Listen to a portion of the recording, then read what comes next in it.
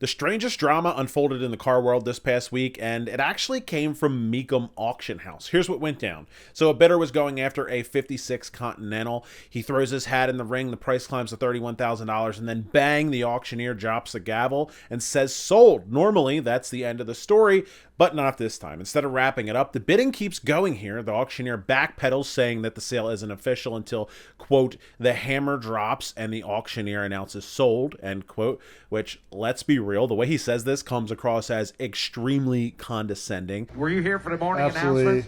It's when the drop of the hammer and the auctioneer announces sold. That's what you did, buddy. It's especially condescending, you know, when the hammer did drop and you heard the word sold. I have $31,000 bid. Anybody get $32,000? Sold to 3. 32. Anybody get 3? Oh, that is sold. It's sold. He hammered it. So the Continental did end up selling for 33 grand, just $2,000 more, but not before things spiraled into a very public mess. So Mecum's official stance has seemed to remain consistent. They claim that if you listen closely, you'll hear a late bid come in just like a second before the hammer fell, and they're not wrong. There is a 31 bid. Anybody get 2? I have $31,000 bid. Anybody get 32,000? Sold to. But they said that the auctioneer used his discretion to accept this late bid, even though he dropped his gavel and said sold, but the buyer wasn't having it. He points out that in the morning meeting, bidders were told that when the gavel drops and sold is announced, that's a binding contract. End of story, period. Please inspect the vehicles, know what you're bidding on, know what you're buying, because follow the hammer, the auctioneer announces sold.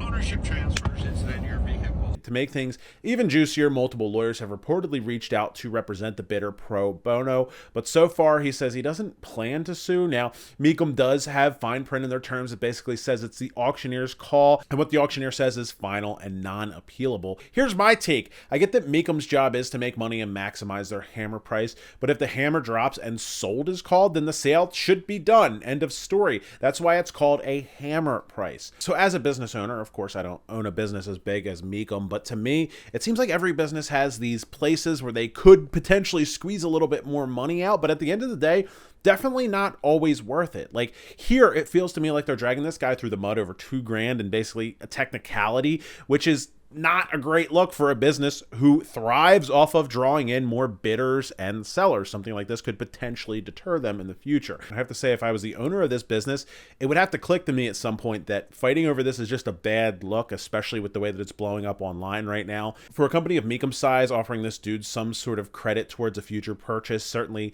is going to cost them a lot less than the disaster that's unfolding in front of the court of public opinion right now. So it's either that, or maybe they are getting a lot of attention from this, negative story or not. You know what they say, no press is bad press. But anyways, it's unfolding in the court of public opinion. So what do you think? Is Mecum within their rights to have extended the auction? Are they wrong to have done it? It just seems like a question with no definitive answer here, but they technically have it in their books. Is it right? Is it wrong? I don't know. Let me know what you think over in the comments.